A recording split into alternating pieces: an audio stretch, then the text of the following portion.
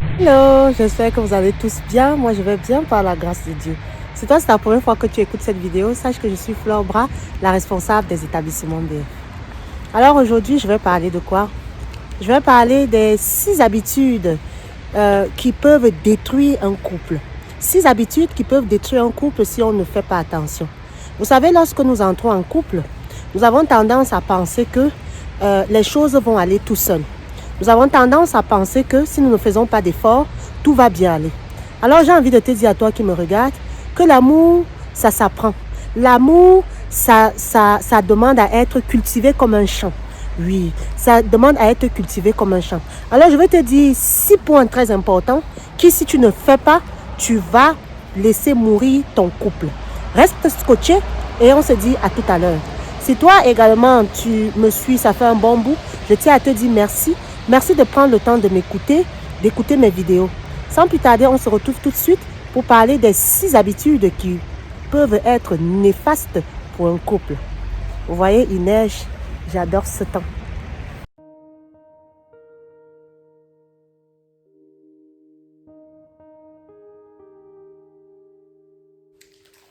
Hello!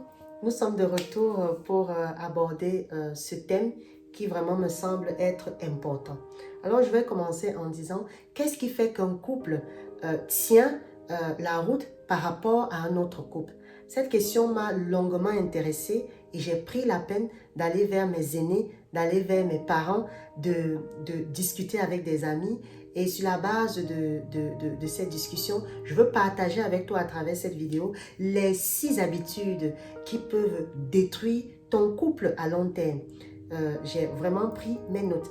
Alors sans plus tarder, je vais passer à la première habitude qui peut détruire ton couple. C'est quoi? C'est ne pas parler de l'état de ton couple. Oui, vous savez, parler de l'état de son couple est vraiment quelque chose de très important. Il faut le faire de manière régulière. Il faudrait que ça soit une habitude, vraiment de s'asseoir et de communiquer sur le bien-être de son couple.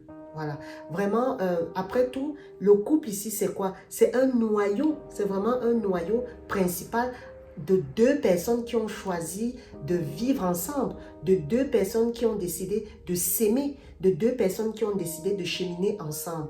Alors, quand je parle ici de dialoguer, de communiquer en couple, je n'ai pas envie de dire ici de mal parler des autres. Je n'ai pas envie ici de dire de s'asseoir et de commencer à parler de Pierre, Paul, Jacques. Non.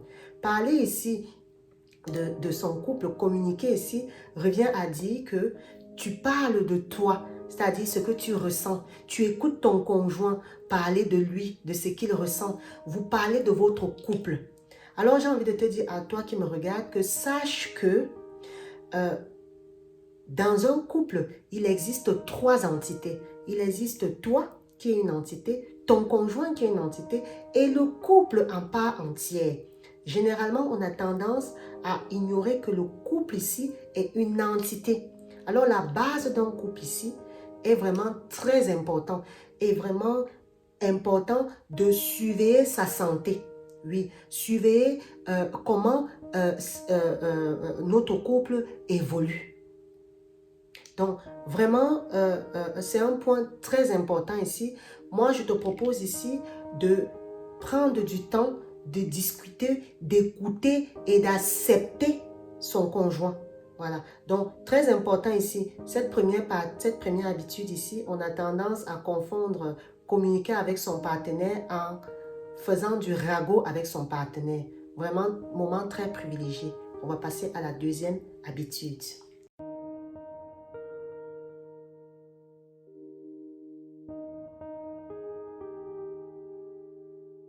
Alors, la deuxième habitude qui peut détruire un couple à long terme sera se cacher les choses. Oui, se cacher les choses. Vraiment, lorsque on ressent déjà le besoin de cacher des choses à notre partenaire, à notre conjoint ou à notre conjointe, vraiment, je sors le drapeau rouge en vous disant, c'est déjà dangereux. C'est déjà vraiment le signe que quelque chose ne va plus entre vous. Parce qu'une relation amoureuse. Le socle de l'amour entre deux personnes, c'est vraiment de la confiance. Or, si on est déjà amené à cacher certaines choses à la personne avec laquelle nous partageons notre vie, vraiment, c'est qu'il y a un problème. Je n'ai pas envie de dire ici qu'il s'agira, par exemple, de partager toutes nos pensées qui nous passent par la tête, mais de garder vraiment certaines valeurs, de garder quand même une certaine honnêteté, de garder quand même une certaine transparence vis-à-vis de la personne qui partage notre vie. Vraiment, c'est très, très, très important ici. Faites vraiment très attention. Si vous êtes déjà amené à cacher des choses à la personne avec laquelle vous partagez votre vie, vraiment, je vous demande de faire une remise en question. Vraiment, faites une remise en question. Posez-vous des questions déjà.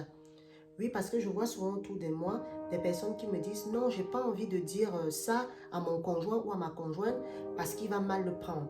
J'ai pas envie de dire ça à ma conjointe parce que de toute façon, ça va l'embêter. Qu'est-ce qu'elle peut faire? Qu'est-ce qu'il peut faire? Quelle solution il va apporter? Ça ne vaut pas la peine.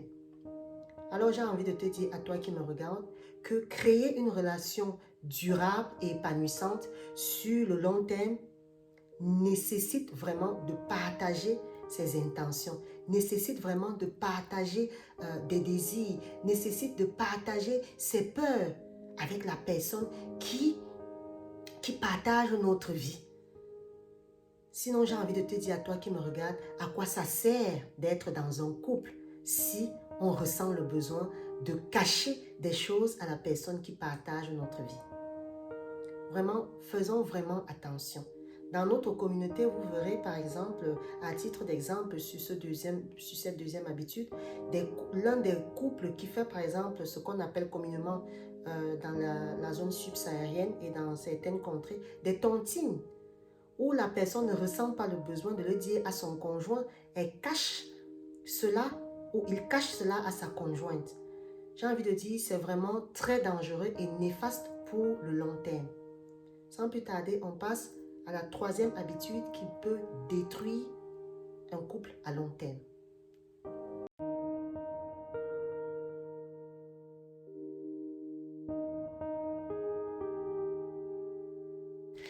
La troisième habitude qui peut détruire un couple à long terme, c'est oublier les petites attentions. Oui, on oublie généralement ces petites choses qui peuvent nous rendre vraiment heureux. Les petites attentions ici sont les plus grandes déclarations d'amour généralement qu'on peut faire à notre partenaire, à notre conjoint ou à notre conjointe. Oui, et on a tendance généralement à l'oublier. Elles peuvent cultiver et faire vraiment perdurer l'amour que nous avons vis-à-vis de l'autre. Ce sentiment qui nous porte, ce sentiment qui nous pousse à penser que l'autre qui est à côté de nous est véritablement important. Bien sûr, généralement, ces petites attentions nécessitent des efforts. Or, lorsque nous sommes déjà en relation, nous avons tendance à ne plus vouloir faire d'efforts. Nous avons tendance à vouloir rester dans notre zone de confort ou à dire la phrase du genre « de toute façon, la personne sait déjà que je l'aime ». Vraiment, à toi qui me regarde, fais très attention avec ce genre de langage. C'est une grosse erreur. Car j'ai envie de te dire à toi qui me regarde, ce sont nos gestes du quotidien, ces petites attentions-là que nous exprimons vis-à-vis de la personne qui partage notre vie, qui permettent souvent de nous ressentir bien, qui nous permettent de nous sentir aimés, qui nous permettent de savoir combien notre conjoint est important à nos yeux. Alors, comme petite attention, ça peut être quoi? Ça peut être en journée, appeler son conjoint et lui dire combien on l'aime. Ça peut être offrir une rose à la personne qui nous aime. Ça peut être une petite carte de vœux qui symbolise une parole qui nous fait penser à la personne. Ça peut être regarder un film le soir avec sa partenaire. Ça peut être faire à manger à sa femme parce que celle-ci est fatiguée. Ça peut être se tenir par la main et faire une petite promenade. Oui, ces petites attentions-là visent souvent à nourrir le couple. Oui, très important vraiment cette troisième habitude qu'on a tendance à oublier et qui à long terme peuvent détruire le couple. On va passer à la quatrième habitude. Alors, on passe ici à la quatrième habitude qui peut détruire ton couple à long terme. C'est avoir des valeurs différentes. Oui, c'est vraiment un élément très important sur la liste des habitudes que je ne fais que lister depuis le début. Car vraiment, si ton conjoint et toi, vous avez des valeurs différentes, je puis déjà te dire, à toi qui me regardes, que ton couple est vraiment voué à l'échec. Oui, oui, c'est voué à l'échec. Parce que ici, si vous ne regardez pas, vous n'avez pas la même façon de penser, ça va être difficile. J'avais déjà fait une vidéo, je t'invite à regarder sur les vidéos que j'ai déjà eu à faire, sur la notion de valeur. Ici, j'avais dit, la valeur nous permet déjà d'éviter des conflits. Alors, je vais te donner un exemple. Si par exemple, ta valeur à toi, c'est la fidélité, et que tu rencontres une personne dont la valeur, c'est des relations ouvertes, je peux déjà te dire, à toi qui me regardes, que les conflits au sein de votre couple vont être grainés autour de cela. Si également tu es une personne qui est famille, pour toi, la famille c'est quelque chose d'important, tu as besoin de ta famille pour vivre, tu as besoin de ta famille pour avancer, et que tu te mets en relation avec quelqu'un qui pour lui la famille n'a strictement pas d'importance, je peux aussi te dire à toi qui me regarde qu'à long terme, cela sera voué à l'échec. Alors vraiment, mes BF, faites attention à cette notion de valeur. On a tendance souvent, lorsqu'on démarre une relation, à ne pas aborder ce genre de sujet parce qu'on se dit, on vient de démarrer une relation, on va remettre cela à plus tard. Non, j'ai envie de te dire, mieux vaut aborder ce sujet dès maintenant que de se prendre un coup de boule à la figure quelques années plus tard.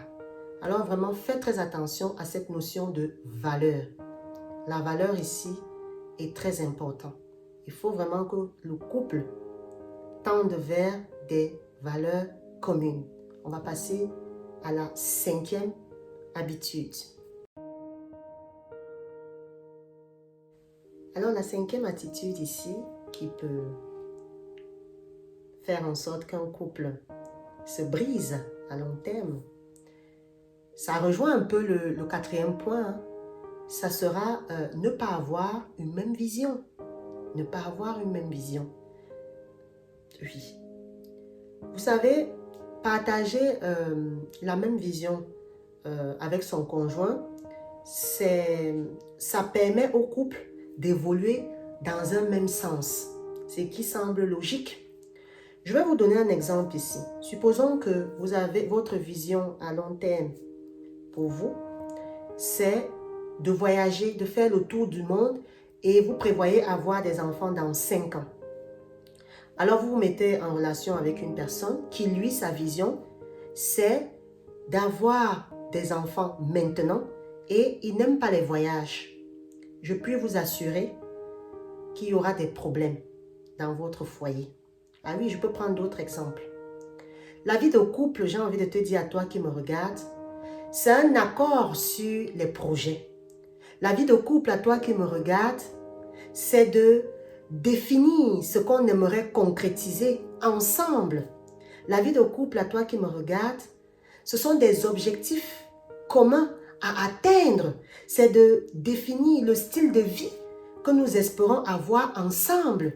Et c'est surtout définir les expériences palpitantes que nous aimerons expérimenter ensemble.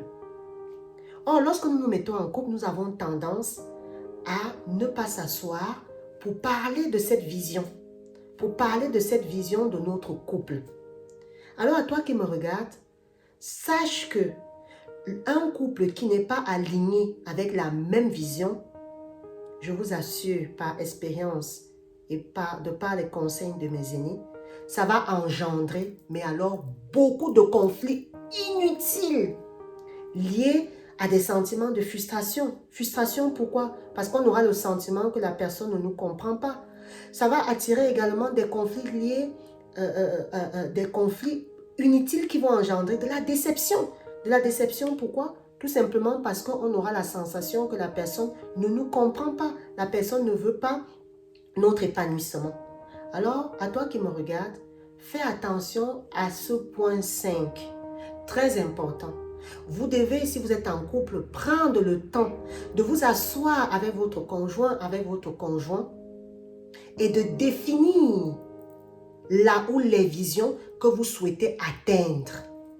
Et vous devez régulièrement vous assurer que ces objectifs que vous avez mis sur papier sont atteints. Je vous propose même d'ailleurs tous les mois, voire tous les trimestres, de faire un point sur les objectifs que vous avez eu à définir. C'est comme ça que vous pourrez pérenniser votre relation. Vraiment très important ici. On va passer enfin à la dernière habitude que nous faisons et qui peut nuire à notre couple.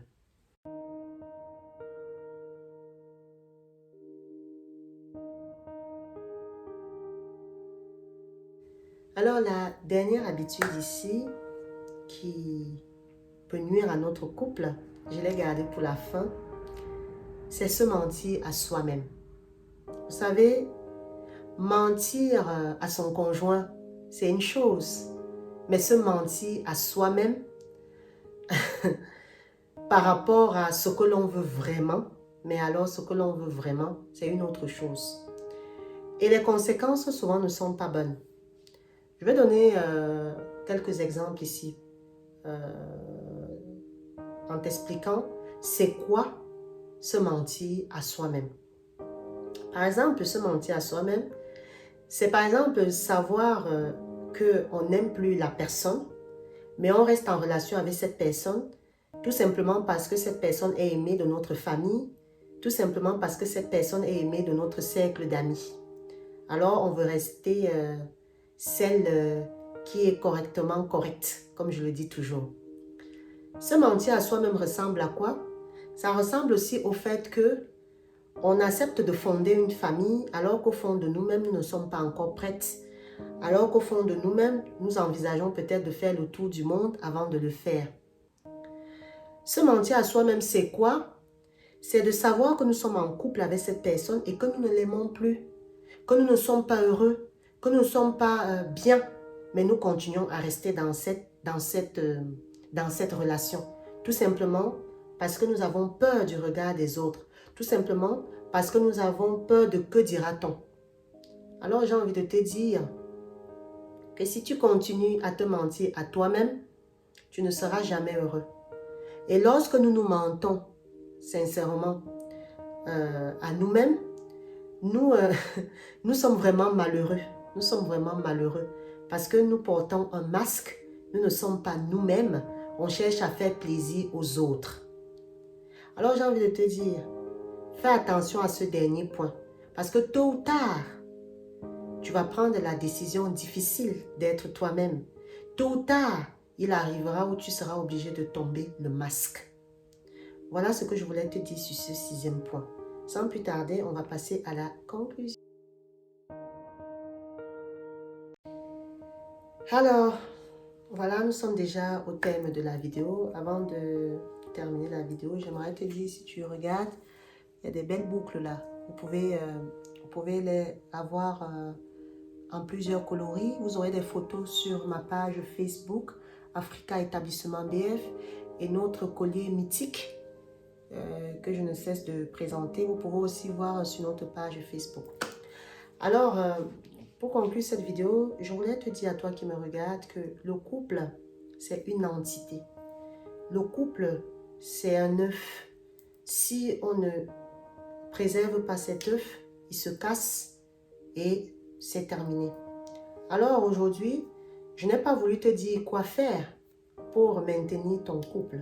J'ai voulu te dire ce que tu ne dois pas faire pour que ton couple soit solide, pour que ton couple soit un roc.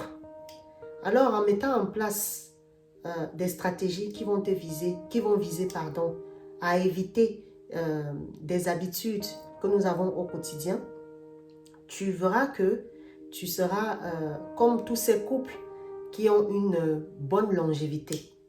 Alors voilà ce que je voulais partager avec toi et je te dis à très bientôt pour une nouvelle vidéo dont je ne sais pas encore le thème que je vais aborder. Alors porte-toi bien et comme je dis chaque fois, sache que la vie est amour.